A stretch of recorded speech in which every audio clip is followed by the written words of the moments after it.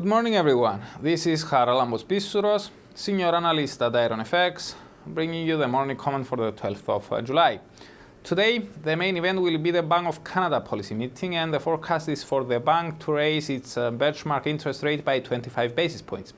Indeed, currently the probability for such an action, according to Canada's overnight index swaps, rests at 87%, suggesting that the hike is almost fully priced in.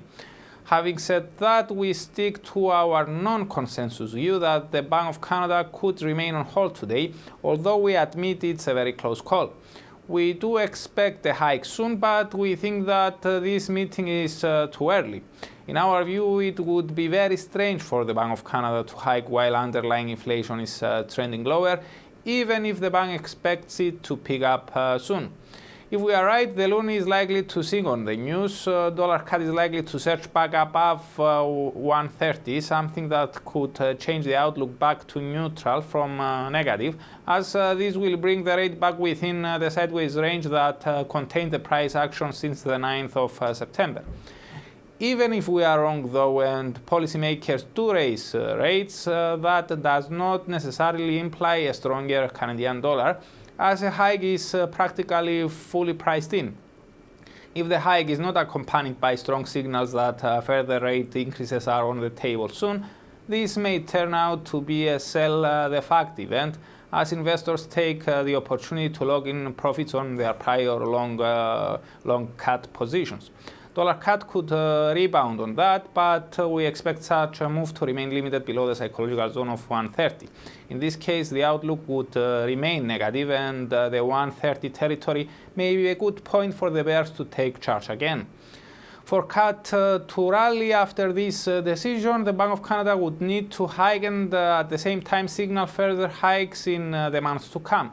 $CAD may come under renewed selling interest on the news and perhaps break below the 128.60 barrier. Something like that may initially aim for the next support of 128.20, where another dip is possible to target the 127.70 territory. Now moving to the US, the US dollar tumbled yesterday following the release of some emails from President Trump's eldest son. The emails suggested that the Trump campaign was aware that the Russian government wanted to get Trump elected. The dollar took another hit a few minutes later after the Fed's Brainard said she wants to monitor inflation carefully and to move cautiously on further rate hikes. Now today investors are likely to turn their eyes to Fed Chair Yellen's semi-annual testimony on monetary policy before the House Financial Services Committee. Usually the Fed's semi-annual monetary policy report is released on the day Yellen testifies, but this time around it's already out. Thus, focus may be primarily on the Q&A session. If she reiterates that one more hike this year is likely, then dollar could recover some of its latest losses. On the other hand, any deviation from that could lead to renewed dollar selling.